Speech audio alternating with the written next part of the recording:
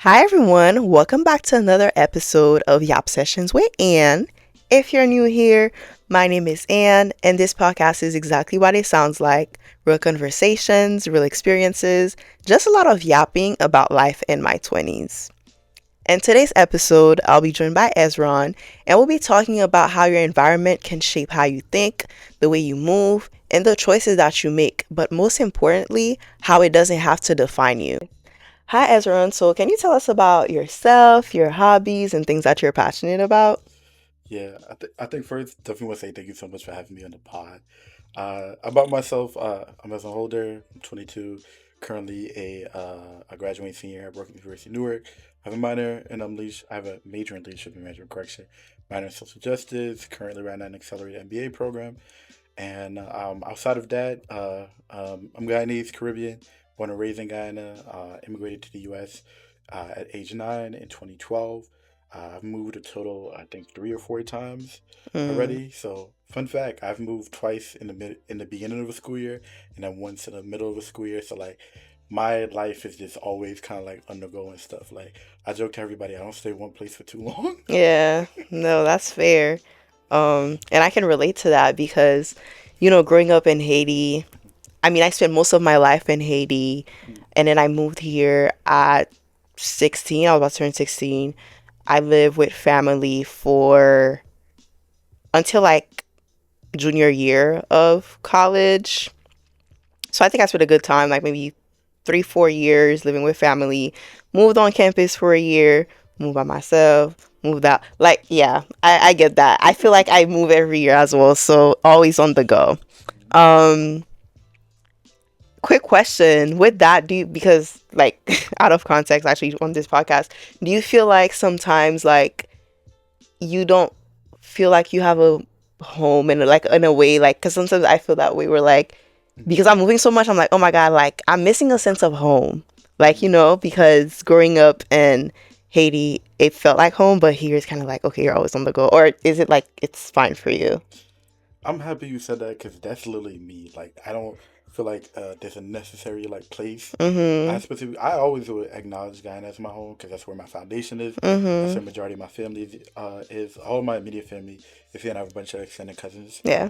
here in the U.S. But with the different places I live, from like living in Brooklyn to living in Irvington to now Mm living in East Orange and stuff, like I was let everybody know there's a part of me that I lose every single time I hmm. move. Mm. So like that's why I can never classify something as like specific home. Yeah. Like there's as a version of Ezra, I'm still stuck in Brooklyn. There's a version of me in Irvington. There's a version of me in. I didn't live in DC, but I lived in DC for 2 months. But Yeah. there's a version of me there. So like every place that I go, I feel like I leave a version of myself there Mm hmm. because Interesting. each of these places have like really important impacts on my life. Yeah. Interesting. So how would you say that, like, how was the environment that you grew up in these different places? Ooh, okay. I'm gonna go chronological order because I feel like that. Ghana was like it was fun. It was so interesting because I'm from Region 4 in Ghana, which is the Berbice, Mahika, East Coast with Demerara region, and because Ghana's broken up into different regions. Mm And growing up in Paradise, because my dad's side of the family's from Paradise, my mom's side of the family's from Owens Grove, so I didn't really spend too much time in Owens Grove like that. We visited, but I mainly grew up in Paradise. It was fun, like everybody know everybody in the neighborhood. Like my dad was a carpenter and built so many different like people houses, or did work in so many people's houses. So like my family was like very known in And Paradise yeah. in the Dazzle housing scheme that we lived in. So like it was fun just growing up. I'm going to primary school, going to Melanie Nursery School, Paradise Primary School. Interacting with everybody. Like kind of was like fun eating the food. Going to Mashamani, which is like our really big celebration. It's kind of like carnival, Mm-hmm. but less the nudity and the yeah, Yeah. but it's That's almost like crazy. Yeah. carnival, just without The like nudity, yeah, and all yeah. like the Essex stuff. Like not even to cut you off, Mm-hmm. but growing up in Haiti, I feel like we have carnival, but it's not like the other places in the Caribbean. Like I've never seen like the attire is not the same as well. So yeah, that's interesting to know that you guys have like your own like Yeah. version of that as well. But like, there's a lot of Mhm. similarities because like we have the trucks, you have the people in the trucks, you have everybody dressed up in like their own outfit Yeah. and everything like that. But like Mashemane is more family friendly Mm. compared to like if you go to like Trinidad, like Barbados, and like you see they painting in the outfit. Like Mashemane is a lot more like family friendly. Yeah. And just growing up in that was like really amazing, and just learning like what it meant to be Guyanese and stuff. Because I was telling people I knew I was Guyanese before I knew I was black. Mhm. Like I learned about my culture identity first, and then coming to the U.S. was like it felt like all that just flipped over, Mhm. like, and it's like I related to like you having like a water in a cup, Yeah. and then you just spill it over, and Yeah. now you trying to like clean up the floor and everything like that, but it's like you can't because it's like it's water. Yeah. So when I migrated to U.S. in 2012, this is right at the height of the Ebola epidemic. Oh my. And Yeah. if you were dark skinned and you had an accent at that point, it was terrible because I went from being in Guyana and loving my identity of being Guyanese and stuff. Obviously, I knew I was black, but like my nationality was a lot more what we acknowledge compared to like my Your let's say my skin racial color. identity and stuff. Yeah. Um, and then I came to the U.S. and now it's like you're black, Yeah. you're dark skinned, and then all the different microaggression and racism and comes with that. So like my first 4 year in the U.S. was very difficult. Mhm. Like it was like I like to say it felt like being physically and mentally abused every Mm. single day going to school Yeah. because it was like everybody calling you Ebola boy. There was like people like running for me in the hallway because I had Ebola and stuff. I don't know if you ever seen the Diary of the Wimpy Kid and like Mm-mm. the cheese touch Mm-mm. scene, but anybody that know the Diary of the Wimpy Kid, there's this in one of the movies there's this cheese touch scene where whoever touches cheese touch, it's like this moldy cheese that was left on the floor that like rotted for years, and Yeah. like there's all like this little curse thing, and if you touch it, then like everybody scatters and run away from you. That's literally what happened to me in school. Yeah. Like I was clearing out hallways, and I say it jokingly, but Yeah. like that's like a real And like that's how the experience. experience. It's crazy because I heard that a lot from people who migrated to the US, whether they're African, whether they're Caribbean. It was something that's very, very common. I think for me, in the period that I moved, it was like a lot of these microaggressions or aggressions Mm-hmm. that you want to call it, we're kind of fading away because I think even outside of like skin complexion, once you Mm-hmm. come from a different country, such as like the countries in Africa or countries in the Caribbean, it's like, do you guys have bathrooms? Do you guys have internet? How do you know how to speak English? Those are all the questions that you would actually Bro, no don't look at me listen. saying, bro. You know how many people ask me that too? Do you speak English? I'm like, yeah, Yeah. we speak English. Like I didn't have Yeah. to learn English when I came to the U.S. We Yeah. speak English here. So I did get some questions about how was it even like now like at work like I get questions about how was it in Haiti like because the media gives a version of these Mm-hmm. countries that are like the extreme worst version the same way that they give those versions of black people here that like are it's like they give the extreme, so it's like everybody Absolutely. thinks the worst of each other. Mm-hmm. So yeah, I can totally see that because I know people going to elementary school here, and it was the same experience, and I think I'm grateful for that. I always say that because when the earthquake happened in Haiti, Mm-hmm. all parents send their kids to the US to go study. That was 2010. My mom was like, no, you're gonna be homeschooled, so I didn't have to like experience that, but I do hear that a lot. But Yeah. yeah, so that was an aspect of, I guess, your environment and how it was. But yeah. It was very truthful, and it took a couple years of just like I really thank my faith in God because I grew up in a very religious household. Like both sides of my family are Christian, so during the 4 years of me just experiencing everything from getting spit on to people coming to their house to try to fight me to getting slapped and these different things that happened within the 4 years. Like my faith in God was strong, and I also had people like teachers that stood up for me. I remember there was this one incident where these girls was running from me, and one of the admins was just like, "Was why y'all running from him?" Just like Yeah. he got Ebola. He was like, "How you know he got Ebola?" Yeah. And that's like one of the first like memories I ever remember from somebody like really standing up for me from there. Mhm. Which me and those people became actually cool afterwards. I'm not gonna put their names out because I ain't gonna do that to them like that. But me and those people became cool afterwards. And then going into middle school was like really it was like calmed down and stuff. But Mhm. then for all the bullying and that experience that I had Yeah. turned me into like a really bad behaved kid. So like all Yeah. the hurt that I experienced, like I was like, I'm gonna get y'all before y'all get me. So like fifth grade and up, like I was in a whole heap of trouble. Like Mm, from fights to detentions, to almost getting suspended and everything like that. Like I was getting in trouble. Like I was getting in trouble wherever I was. I was getting in trouble at church. I was getting in trouble at church camp, school. I'm fighting my brothers. Like I yeah. really became like a very like bad and like mean kid. Mm-hmm. As a result of all the experience that I had, and it wasn't until I got to a point that like yo, I'm actually really tired of getting in trouble because it's like I think for people who've never been bad or gotten into like a really lot of trouble, like you wouldn't understand the idea of like I really could not stay out of trouble because like that's like it was a part of my personality. It was Mm-hmm. who I am. I just got to the point where I just got tired. Yeah. I was like, bro, I'm tired of like every single time I leave the house, mama threatening me because she like don't be out here embarrassing us, and I'm still out here embarrassing us and everything like that. So like I calmed down and stuff. By high school, like I was good and everything. And then I ended up moving out of New York, middle of my sophomore year. Yeah. So funny enough, I actually moved a month and a half before the pandemic. Ooh. So I moved to Jersey the end of January, and I was probably enrolled in school for like a month Mm-hmm. when the pandemic hit.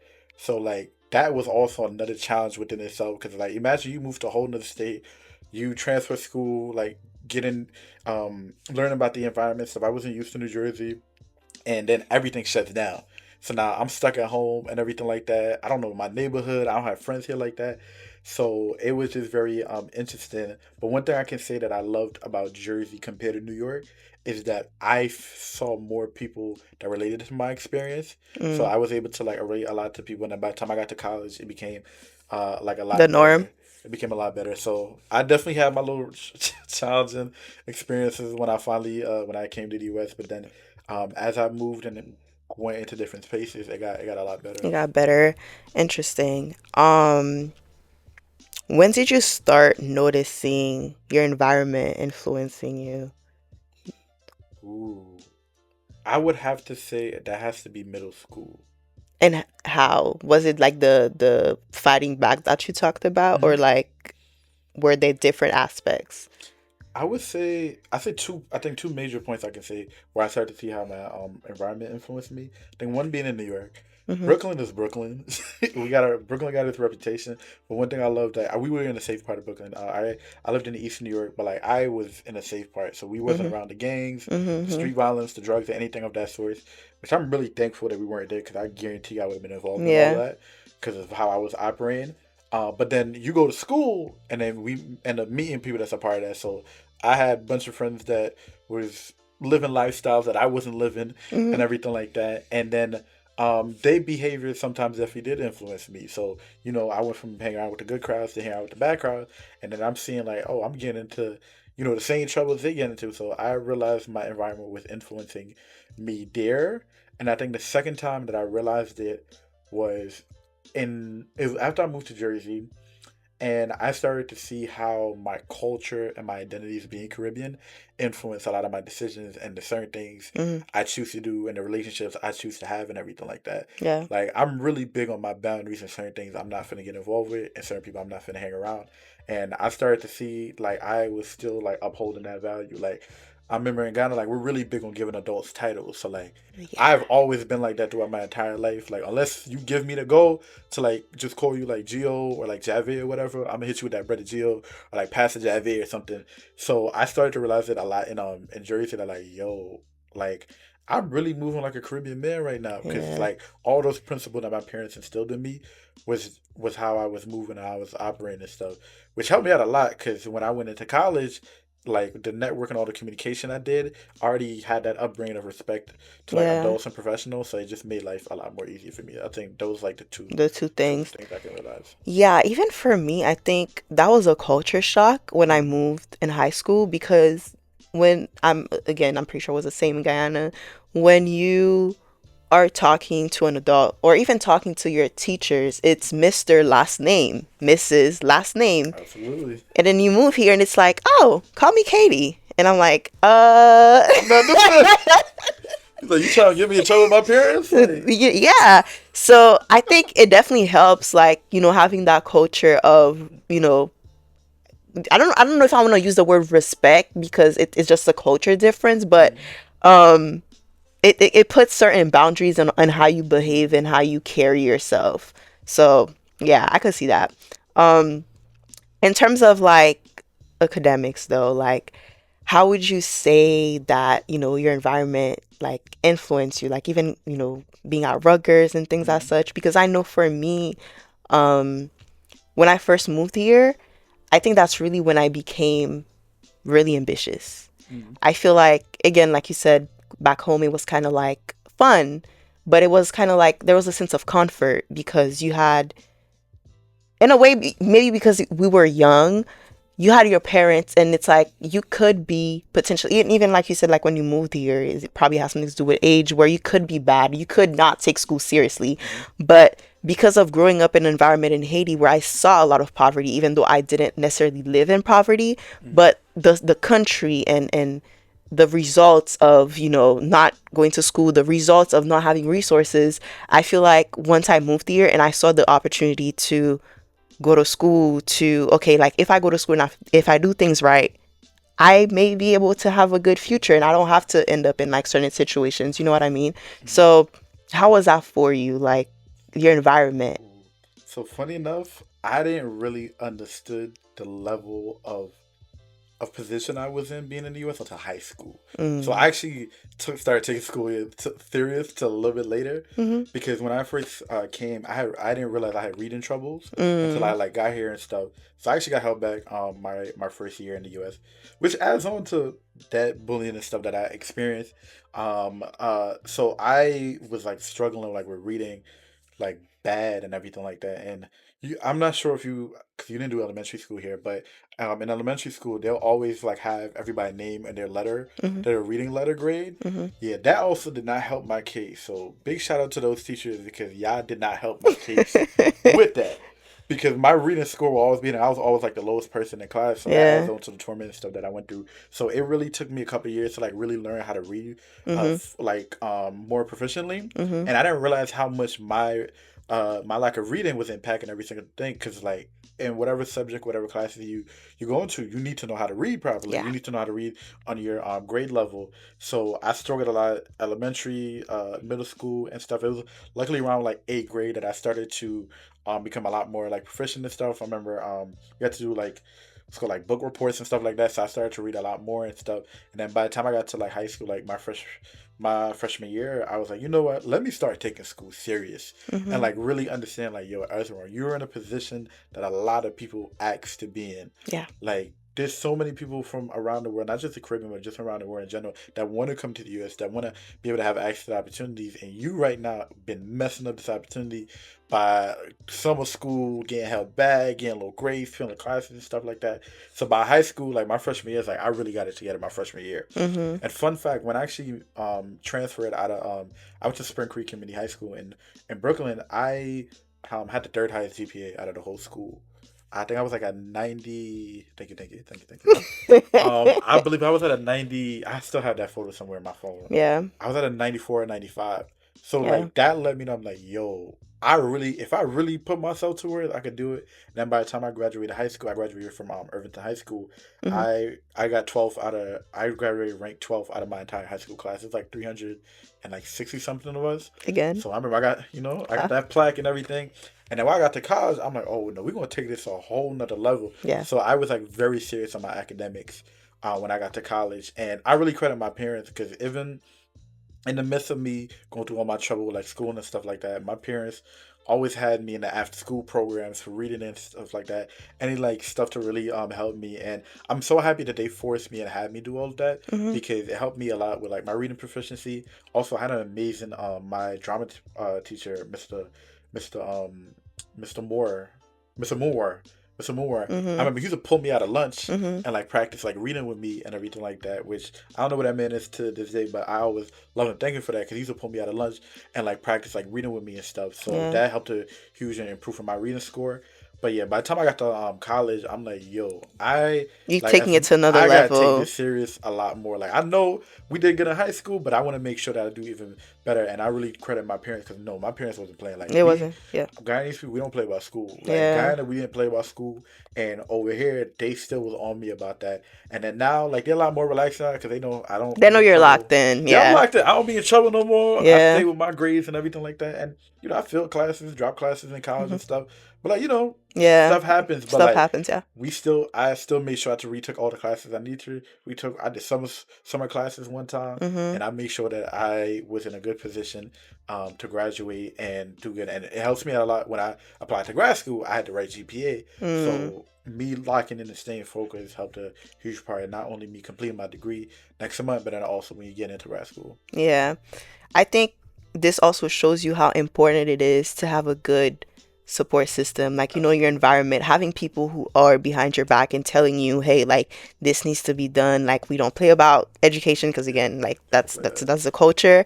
um but what do you think, or have you seen people who do not have that support move through life? Like, what advice would you personally give these people? Like, let's say their parents are kind of like, I don't want to say loose, but it's just, They're more like relaxed. yeah. Because I think, I don't know. I feel like, at what point do you decide for yourself that you want a better future, a better, like, you should take things seriously? Like, how can somebody really do that if they don't have people behind them? Mm, It's I think it comes with an aspect of, I'm in a bad environment. mm, I don't have any support system. Some people feel stuck there. So, mm. like, what do you think is like a good way for you to lock in and be like, I need to get out of there? I always tell people this: don't expect nobody to save you. Mm, Like, do not expect anybody to save you. And as we are growing and maturing as adults and stuff like that, it gets to a point where you can't point fingers no more. Like, and I don't know if we're going to talk about mental health related stuff, but yeah. like a really good example is like my mental health journey was something where I was like, I could keep blaming the culture of being Caribbean and all the stigma and all like the stuff with that, or I could go sit in front of a therapist and realize like, yeah, I my parents may have been the best equipped to do certain things.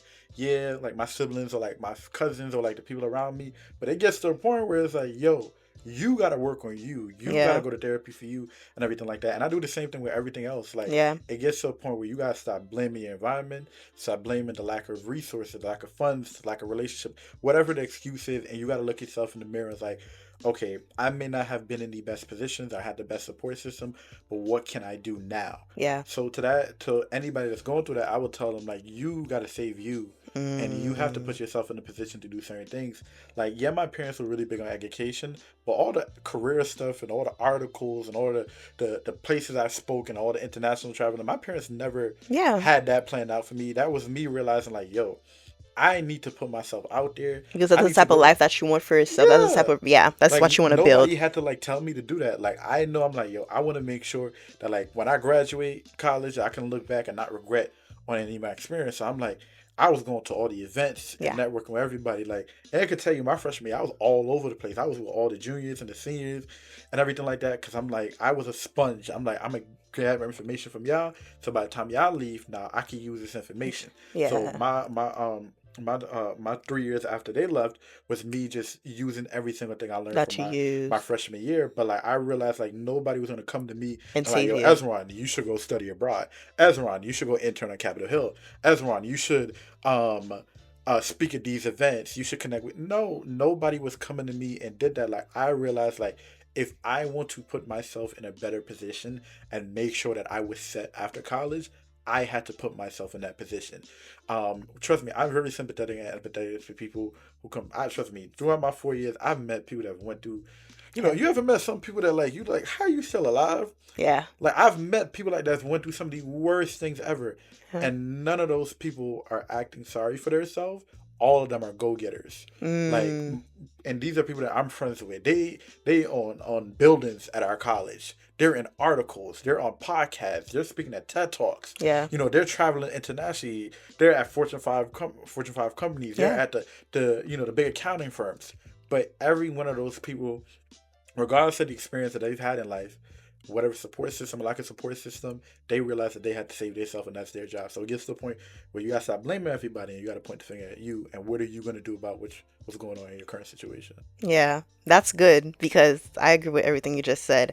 I feel like we see that a lot. Even like, you know, I feel like you always have the chance to start over every single day. And like that's what everything in life, like you just said, like going to the gym, people will be like, "Oh, I'll start going to the gym January 1st. I'll start doing this today, tomorrow, too, da, da, da, da." Just start now. Isn't the same thing with this podcast, right? I Yeah. By the way, yeah. I was always, I was me. Trust me, I'm always following Ann, and I always just see her talking every time. I'm like, bro, Just start a she gonna need to podcast. just start a podcast, man, because like you have a podcast worthy conversation on your story. I'm like, bro, just start a Just start a podcast already. podcast. No, but yeah, seriously, I think like you said, like I do sympathize with a lot of people. Where like a lot of people, mental health is a real thing, and sometimes it can stop you for like a month or two. It's okay to like take a break. I'm going through this. My parent just passed away.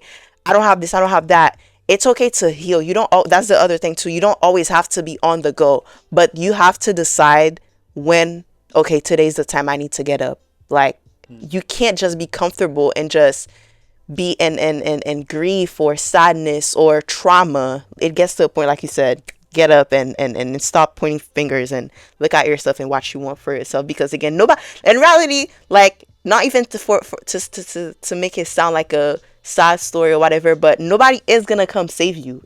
Your parents are here, your parents can give you some type of support, your friends, whoever, but you have to do the work. Even going to therapy, they'll tell you that, you're right.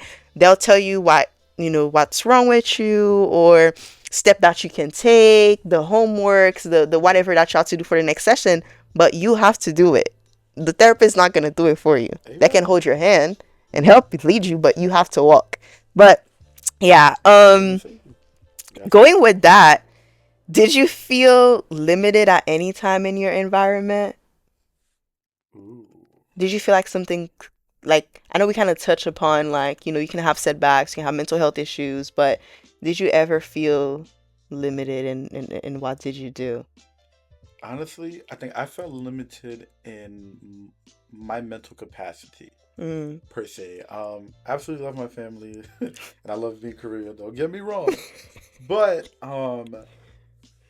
not growing up in environments where learning emotional regulation, learning emotional intelligence, learning how your experiences have impact on you in your day to day, Mm. and just learning just how to just deal with regular stuff like that, or Mm. different stuff happening. Because I always tell people some of the most pivotal points in my life where career wise or academically I was doing good, it was always something going on, and we don't got time to talk about all those stuff today.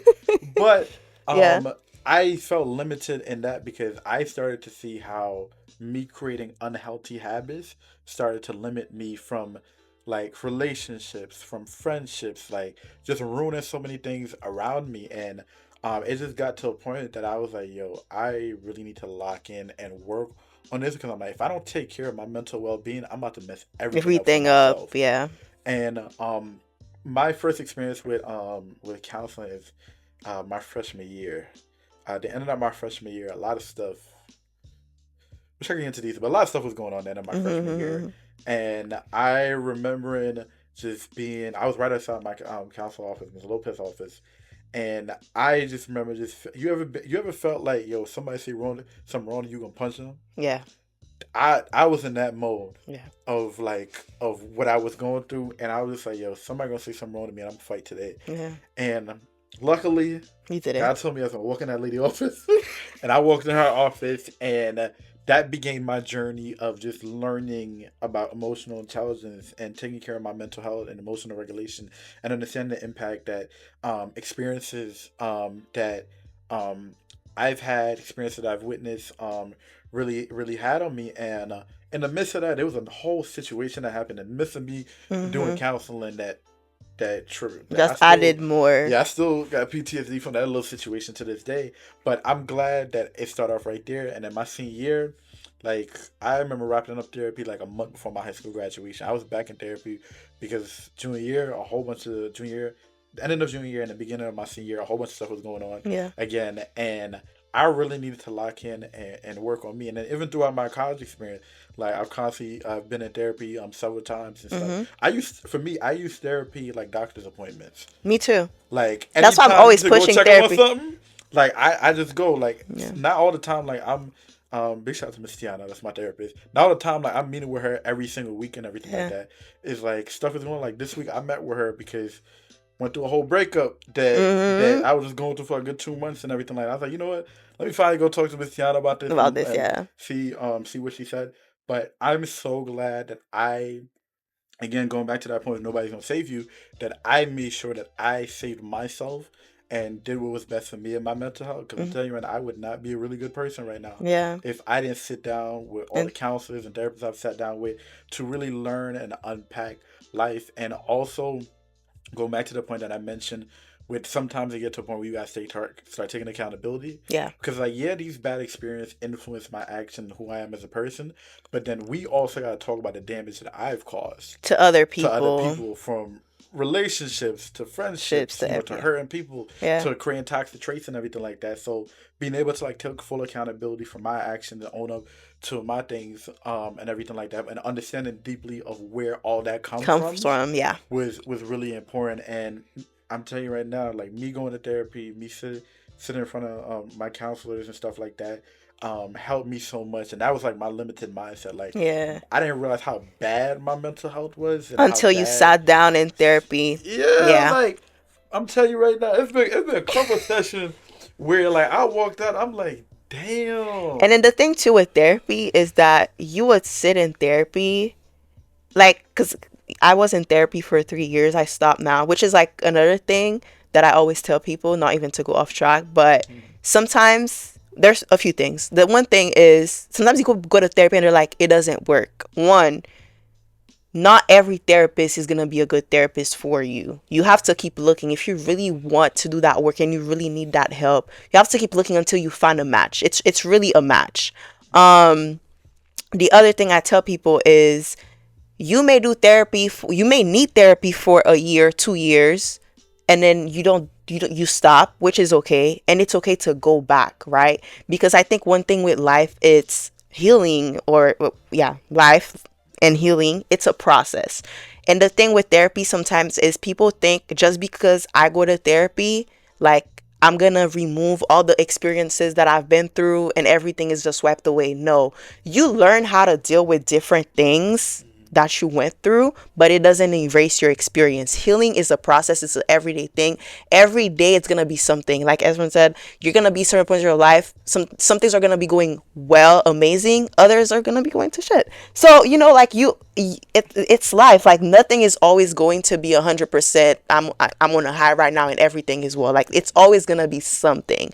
So you need to know when it's okay to, like, okay, like I need therapy, I really need the help right now, and when it's like you're good for now and you can take a little break. So I forgot what I was saying, but essentially, yeah, like you go into therapy sessions and then you sit down and you just didn't realize how something impacted you, because you're like, now you're crying in therapy, you're like, oh, I didn't realize this impacted me. I was like, going back to your point where you said, like, when you sit down and you like unpack all the different things, you don't realize how much certain things like hurt you until you're like, oh shit, like now I'm sitting here and I'm crying, you know. Yeah, like it's been a couple sessions that I just got out and I was just in like tears and stuff and Mm-hmm. everything, because I know we have that stigma of men, especially as black men, not being vulnerable and not crying and not having those serious conversations. That's like very much something I wanted to fight against, because I know for me, I'm more emotional on the side of like I react off of emotion, not in the sense of me crying. Yeah, And it's I had probably to realize anger.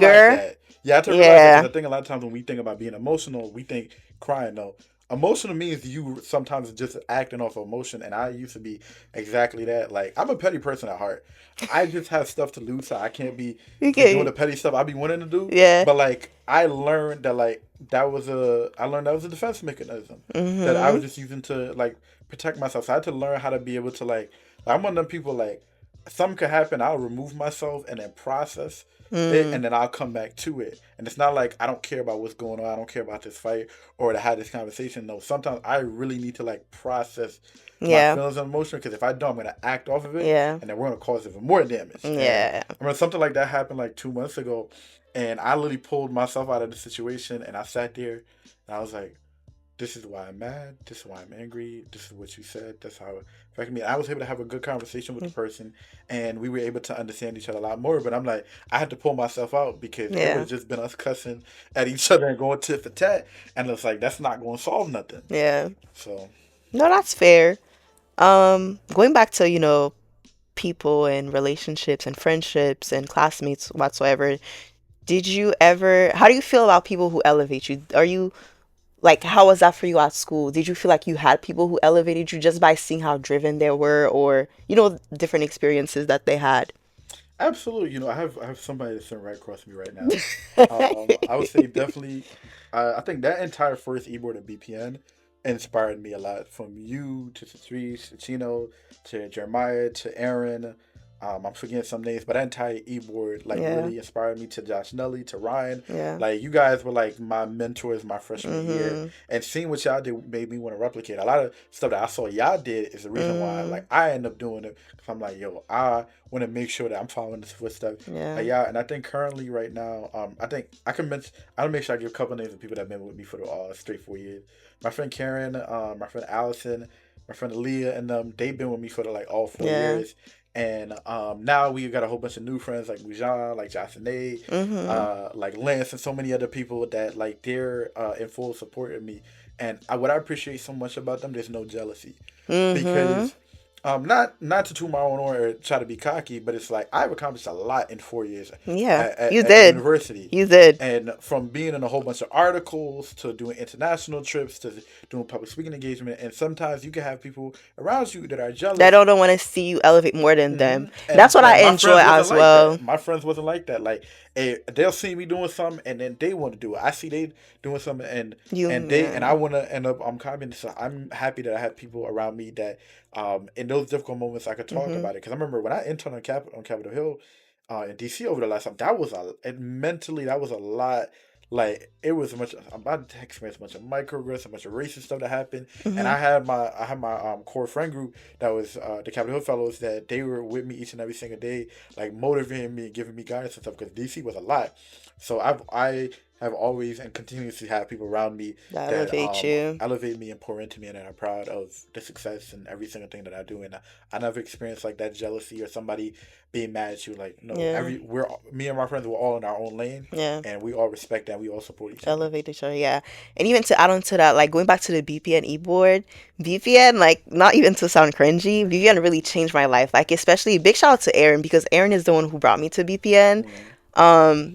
I went into Rutgers. I was not part of any organizations. Even till now, like, I'm sitting on this podcast, I'm talking, even though it's talking in front of a camera. I do not do public speaking. I'm doing a public speaking tomorrow. Like, I'm Yeah. talking on a panel tomorrow. Ask me to do that my freshman year? Absolutely not. And part of it was because of my accent. Um, Part of it is because I'm shy. But yeah, like with BPN, like Aaron bringing me in BPN, he like, yo, like I have this organization that, I'm doing with Chino. We want to interview. Like, are you interested? And I'm like, yeah. And then it changed me so much. Again, just being surrounded by people who are so driven, who supported me.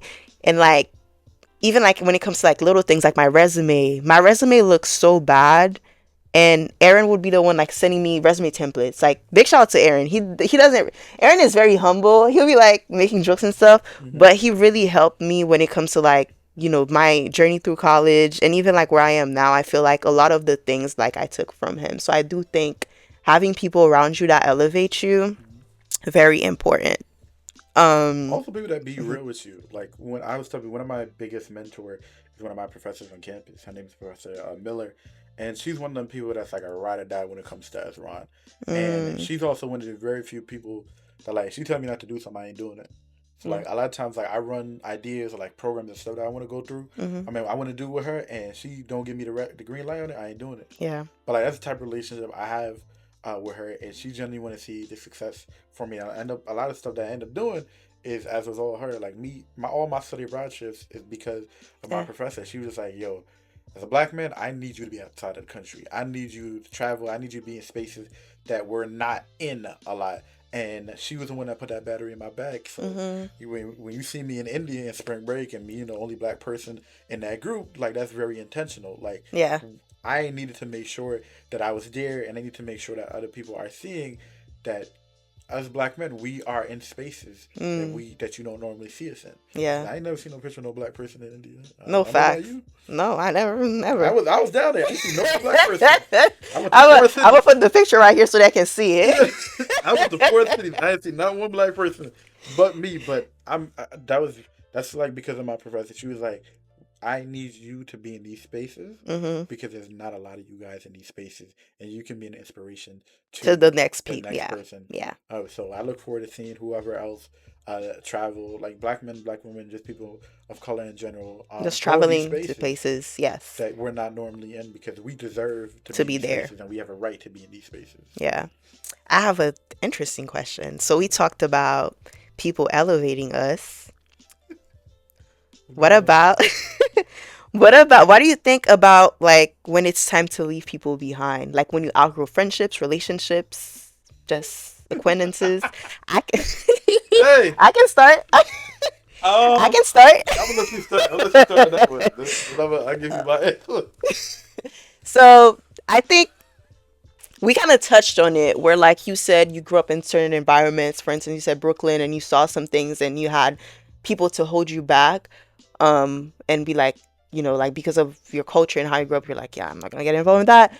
But I also think, again, we said this, Mm-hmm. just deciding what you want for yourself. And I think sometimes with friendships, sometimes with relationships, we're with people, we're growing and they're not growing and they're going backwards. And sometimes it's okay to let people go, right? Because y- going back to, yes, you cannot wait for people to save you, but you also cannot keep saving everybody. Sometimes going and chasing somebody who doesn't want to be saved will drag you back with them. So I think, each person really needs to sit down and evaluate their circle, what they want for themselves. And this is the thing, right?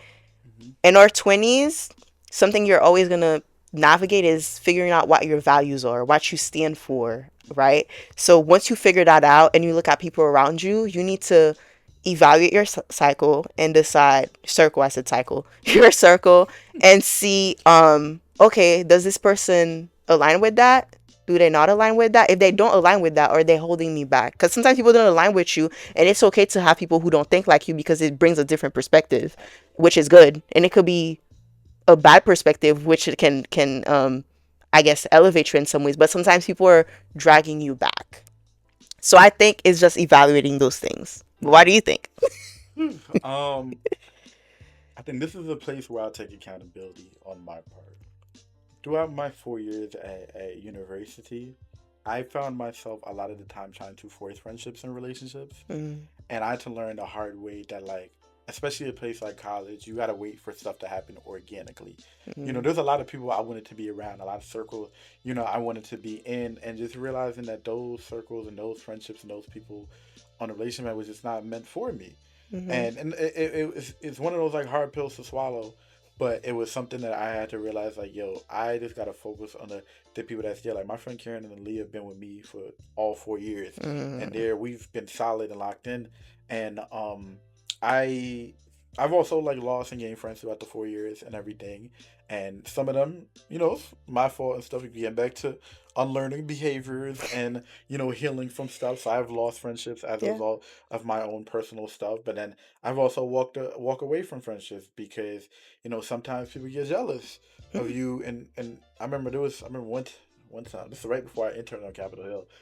There was somebody that I was cool with made a certain comment. And I was just like, yeah, I ended that friendship right there and then. yeah. And not all the time. Sometimes you really need to sit down and have a conversation with somebody. Like, no, I ended that friendship right there and then because I'm like, yeah, I don't deal with them little weird comments people be trying to, Mm-hmm. like, when people do backhand and stuff. Like, I'm Yeah. not going for that. I know exactly what you're talking about. And I'm not going for that. that cost me a lot too. Like, even outside of just successes, just regular life stuff. Like sometimes people make those comments and they make it as a joke, or they pick the time and place where they want to make those comments in front of people, and it Mm-hmm. be little things. And sometimes you try to convince yourself, like maybe not, like that person been my friend for a long time, but no, sometimes that person needs to go.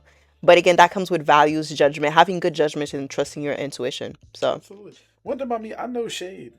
Like I read through people, yeah, so like I know when somebody's throwing shade. yeah. Like you can't just throw shade at me, not realize it and everything. So I think for me, I've used discernment. I have used my values and stuff over the last 4 years to just navigate of who are people that I'm going to keep in my circle, who are people that we're gonna evolve from, and then I think also one of the also thing I realized I had to learn how to just be by myself, Mm. which again something in therapy I had to learn how I'm to loving this like. conversation because I'm such a like a go to therapy type of Me person. too. I be like, after you go to therapy and you like evaluate how people act, you're just like, yeah, you need therapy, but not in a bad Yeah. way. It's like, because sometimes I see Hmm. my behaviors and people that like my old behaviors, and I'm like, yeah, like you don't realize, you think, oh, it's how you should be, or it's this or it's that, but no, you need therapy. I think everybody should go to therapy. Me too. No, I highly recommend it. There's a few. I give you a list of people I highly recommend go to therapy right now, but we don't have time for that. No, not But this. no, no, not to say, no, no, that's not shit. That's just being truthful. Like with me going and learning different trade, a lot of times you could look at somebody and be like, "Yo, you got a lot going on." That's like you really need to sit somebody and dissect that. And that for me, like I really had to learn how to just be by myself and be comfortable Yeah. in that. And that means without being in relationships, without being Enjoying in your own friendships. company. Yeah, Sometimes I just mean being my going own out, company. getting a drink by yourself, going to dinner by yourself, doing Yeah, uncomfortable things by yourself. That's bro. something I had to learn how to do. Bro, a lot of Literally. people don't know how to be by themselves and be comfortable with that, and Yeah. that's something I had to learn. Yeah, and it's like uncomfortable. You know what? Yeah. And that's something so fun. Like side note that I started. Well, I'm past that now. Mm-hmm. But when I was going through like a lot, like I'll put myself in the most uncomfortable situations. Which again, right? That could be me speaking on a panel. That could be me starting this podcast. But again, I'm past that now. But one of the first things I started doing is I'll go to parties by myself. I'll go to the club by myself. That may be scary for a woman, but I would literally go and just by Motherfucker, myself. you go to clubs and party by yourself? Yes, because it's like, okay, I want to go out. Nobody want to go out with me. I'm gonna go by Yeah, I'd be myself. like, forget that. I'm about to say, I'm not there yet. I'm more like I'll take a walk. I'll take a walk. I'll go I'll to walk around dinner the by park. myself. I remember I went to like that very expensive restaurant by myself, and then there were people on dates, and they were like, "Yo, like You good? you no, like not Wait. even that you good, but they were like, nobody does that. Like shout out to you. I put myself in uncomfortable situation just so I can grow. Ooh, I might have to steal that. I might have to steal that for you. Because I think for me, what I started to do is I started to intentionally be in positions by myself to Hmm. just learn how to just navigate like that and like sit in my own thoughts and everything like that. Like I That remember all too. my study abroad trips, like there's multiple times in all three of my study abroad trips where I was just by myself and I Hmm. just sat in my own thoughts. I remember when I went to Ghana, I got sick. I remember I got sick that last Saturday before we came back to the U.S. Hmm. and I was like, you know what? We had this hotel right on the beach, so I literally just got my notebook out and we're right on like my hotel's right on the beach, and Hmm. so I just sat there and I just wrote and like spent time with myself and everything like that. And I've started to do that a lot more now. Like Yeah. my whatever my comfort space is what I use to like kind of like de stress and like get out of the Hmm. world and stuff. So Yeah. I'm one of the people like if you see me by myself and I'm not giving signal to come over here, Yeah. please don't do that. Yeah. Because that's No. just me relaxing and decompressing Decompressing, and yeah, everything like that's that. understandable. So That's a good. I've That's a learned good it. part too. Yeah, that's a good part too. Gotta learn how to So, be by yourself, people. you funny. Because if you don't like you being by yourself, how you expect somebody else to like you? And you don't Mm, like you by yourself. mm. Now you ate that.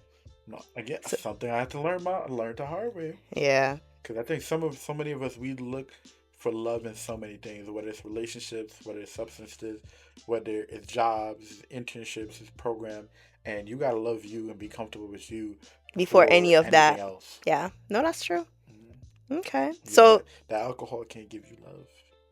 The drugs can't give you love. That relationship, I don't matter. I don't care how good that person is. If yeah. you don't love you and comfortable with you, you're gonna mess up everything. You ate that. You've been dropping gems. So with that, I mean, we dropped so many gems. Is there anything, last thing that you want to say? Any advice when it comes to like environment, somebody's environment, or yeah, what's the one advice that you could give Ooh, if you have to end it? How we ending it? how we ended it? I think my biggest thing I would say to people is one, be yourself and be authentically you, but hold yourself accountable. Because I think a lot of times when we say be ourselves, sometimes we ignore that you need to remove those toxic traits and those bad traits along with that. Like, Mm-hmm. yeah, authentically be who Ann is, be who Ezron is, but if you also realize that, like, yo, we need to work on this trait, we need to work on that trait, work on those things. Like, we're evolving humans. Like, Mm-hmm. yeah, I'm in a better place mentally, emotionally, spiritually than I was my freshman year, but Mm-hmm. there's still a lot of room for improvement. Always. So I would say authentically be you and continuously work on yourself. And then when it comes to your spaces and finding different people, is go into spaces that make you feel uncomfortable, like you were saying, because there's a bunch of stuff that I did that I had no business I want to do. Like that internship in Capitol Hill, I didn't want to do that. They convinced me to do that. I generally did not want to do that. But me being in a space like that forced me completely out of my comfort zone because I'm like, now I'm working in politics. I wasn't knowledgeable about politics. Mm. So now I'm in a space where it's like I'm no longer with the business people. I'm with the politicians. So I had to learn their language, learn, how to adapt with them. Because Learn networking how and to do communication politics. and how that too. That got to be another episode. I could let me know. I could come on there for that episode. But I had to learn how to speak their language. And I also had to learn of like communication networking is very adaptable. But then you also need to know how to use it in different spaces. 'Cause a lot of times, what Mm. you do in business, It's not. don't bring that over to politics Mm. because politics is a little bit different. Or don't bring that over to education. Yeah. Education a little bit. So I had to learn their language and learn how to adapt my core skills. So I would say put yourself out of your comfort zone. Try new things. Make sure that the people around you are also pushing you. If your friends and your relationships and your network are not holding you accountable, those are not people that you need to have around you. You need to Mm-hmm. have people that's constantly challenging you, challenging your ability, forcing you out of your comfort zone stuff. Not making you do stuff that's illegal or stuff that's gonna be detrimental towards you. I'm not talking about stuff like that. I mean, in the sense of like your freshman year, knowing that you're not like you don't like public speaking. Somebody be like, "Oh no, you're gonna have to learn how to do public speaking because Mm. you trying to go into corporate." Oh yeah. And guess what? Like when you're employed by these people and they be like, "Oh, we need you to do that presentation," You you can't say can't hit no. them. People be like, "But I'm shy. I No. don't, I don't like speaking." No, like You have to suck it so up. in that sense, like having people around you that's like really pushing you to continuously elevate yourself and improve yourself. That's my main thing. I'll leave with the audience. Be yourself. Be authentic you. Continue to work on yourself and surround yourself with people who are going to push you out of your comfort zone and help elevate you to where you want to go. Awesome. Thank you. So, where can they find you? Can they Oh. follow you somewhere? Connect with you? Absolutely. On LinkedIn, you can connect with me as a holder, ESRONHOLDER. On Instagram, you can connect with me as official underscore Ezron. Just the same spell as my name, ESRON. And yeah, that's my two main things. Connect with me on LinkedIn, connect with me on Instagram. Awesome. Thank you. Absolutely. And I'm happy to be here. And thank you so much to my amazing AKA friend, Yap and sessions with for Ann. yeah, session with Anne. All right. Thank you. That's it for today's episode. Show some love, like, comment, and I'll see you in the next Yap session.